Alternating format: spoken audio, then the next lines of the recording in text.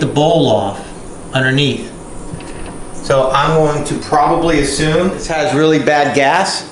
So what I'm going to do is I'm going to get this cover out of my way with these little 7mm or 8mm bolts. Get this out of my way and get into that carburetor.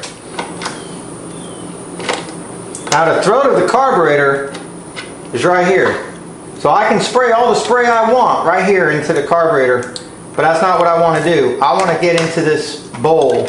I want to see what we're dealing with, because I don't want to fill this up with fuel and get it fired up with carburetor cleaner, and then it's continuing to suck in crap, you know. So I want to see what's in this bowl and drain the bowl. If there's fuel in it, drain it, and drain the tank.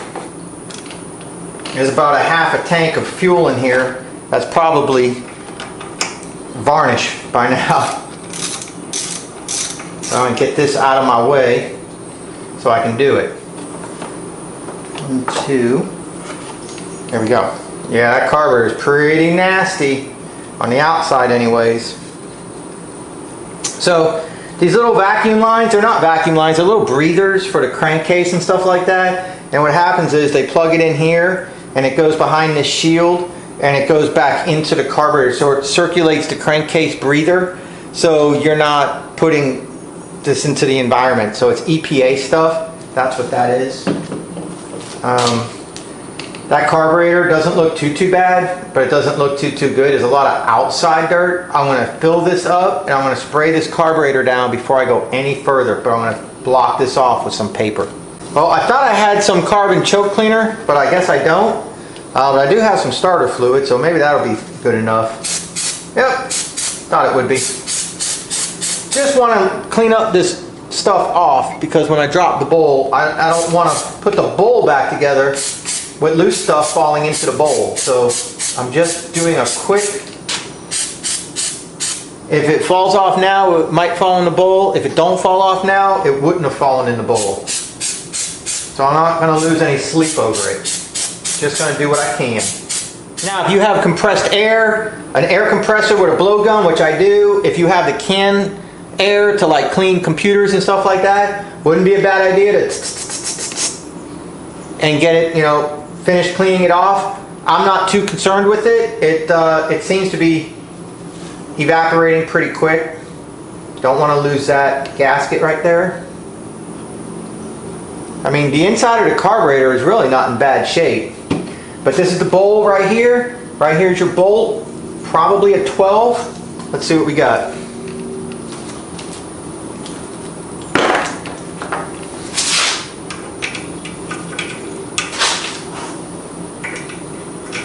Probably a 13. Let's see what we got. 13. Now remember from my previous videos, inside the bowl there's going to be the butterfly and the needle that's going to be attached to your carburetor still.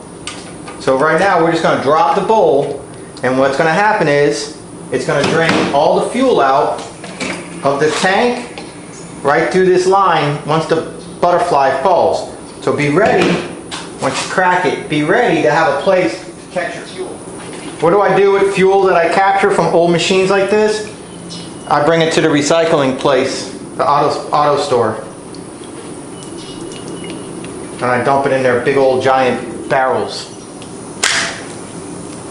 Oh yeah, there's a lot of sediment in there. There's all types of chunks of stuff in there.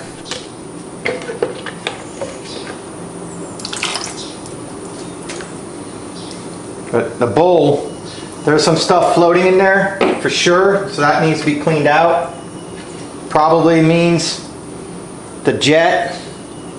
Oh yeah, I showed you guys in a previous one. Maybe we can get this to flow a little faster. I should just take the fuel line off. There we go. Drain this tank out. That tank's got some good flow. I'm sure the camera can see it. Oh, I gotta pee and this is killing me. This is torture hearing this, for God's sakes.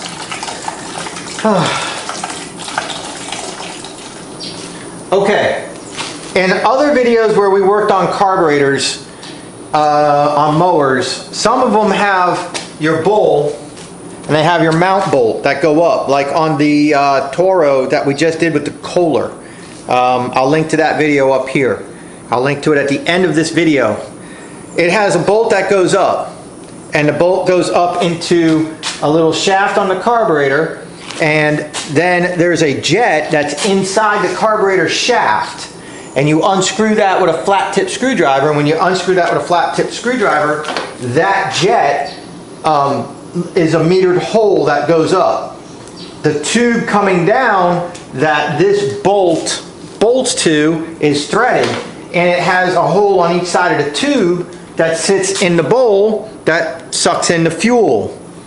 And I said some of them, when I made that video, are actually the bolt itself is the jet, and that's what sucks in the fuel, and that's what this is. And so look at this. See the schlep on the opening? And there's your jet. There's an opening, and there's an opening. And so that schlep was blocking the jet from letting fuel get sucked into the carburetor, so we need to clean this jet before we install it, and we probably have dirt in the carburetor that got in through there. So we can clean that out. But to clean this jet and to clean this bowl, I'll just use a garden hose. I'll be right back. So now we're going to have clean fuel going into a clean bowl that's held on with a clean jet. So now you have clear passage with these two little holes on each side that goes up into the carburetor. So where does this go? Right here.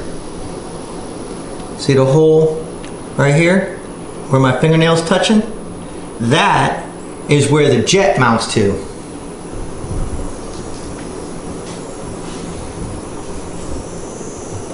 Right here. That holds the bowl. Okay? So the fuel passes up here, right there. So we need to clean up till we have a good flow. Good clean flow. Pretty much anything to do that. That has a tube, WD-40 will loosen the dirt.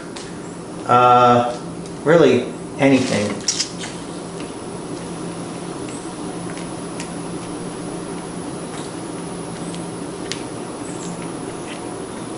And that's all that we're trying to do.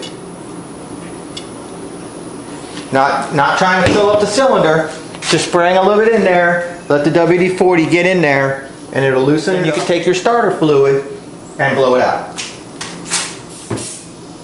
There you go. Nice. Oh, I saw it. Yep. It's passing up. I have every bit of confidence that if there was something clogged in there, it's out now. So now the next goal, I'm not worried about the needle and seat because it was flowing out nice and easy before we took the hose off. It was coming out. The bowl kept draining. So I'm not worried that there's dirt in the needle and seat, and if there was, it's out by now anyways. So we can put the bowl back together and with the nice clean jet, and we can fill this thing up with fuel, and it's probably going to fire. We're probably going to be cutting grass here shortly. All I got to do now is line this up. You got a little gasket right there. Whenever you're messing with these gaskets, expect them to leak, so be very careful.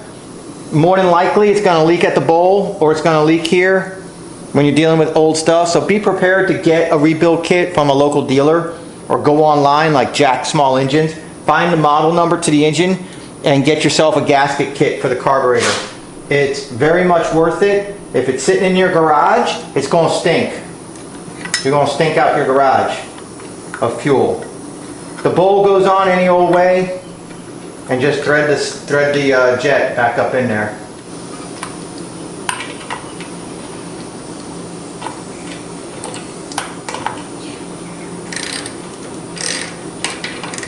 Nice and tight. Snug it up, and that'll help reduce the chance of leaking.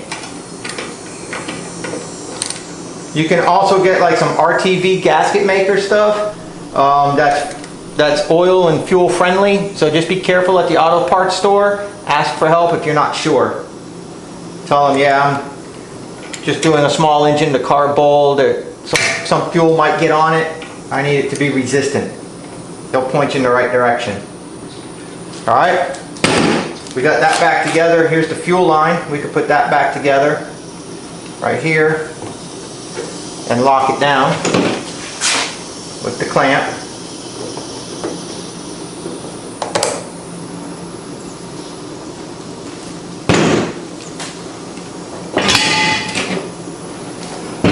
Sorry, with the new microphone, that was probably loud as hell. That too, my bad. So now all we gotta do is put fuel in it and we can attempt to fire it up. Let's do it. Remember, we got to pay attention to the operator presence level with this thing moving forward. I took the primer ball off. I probably need to put that cover on so I have the primer ball. Hey man, a mechanic tip for you guys. If you're not 100% sure what you're doing when you take something apart, take pictures as you go. Write it down. Remove 3 bolts from air cleaner cover that goes to the carburetor. Take a picture of the 3 bolts. So you remember, oh yeah, I gotta put them 3 bolts together. Go back in your notes and as you work backwards to put your machine together, check off what you did. So you can be like, oh yeah, that's right, I did this, or oh yeah, I did that, or where did these bolts go? Stuff like that, man. A lot of problems that people have is they forget what they were doing. They take a whole bunch of crap apart and they don't know how to put it back together. They got to go to the auto store. And by the time they come back and they eat lunch or they do a honeydew for their spouse, next thing you know, they're not sure what the heck they were doing in the first place. They forget. You forget. If you don't do this, you forget. I mean, that's the way, you know, that's why mechanics get paid to fix things. Because they do it all the time, so they know just by looking at everything where everything goes. We don't. Now we got the primer ball. So we can pull fuel, I hope. I hope we're pulling fuel. Not wasting time here. I don't know. Let's see if we can get it to fire. Operator presence level. Seems like it's working.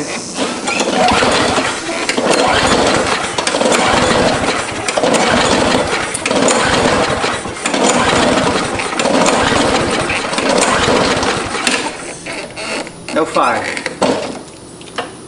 Not yet, anyways. Let's see maybe a little bit more on this.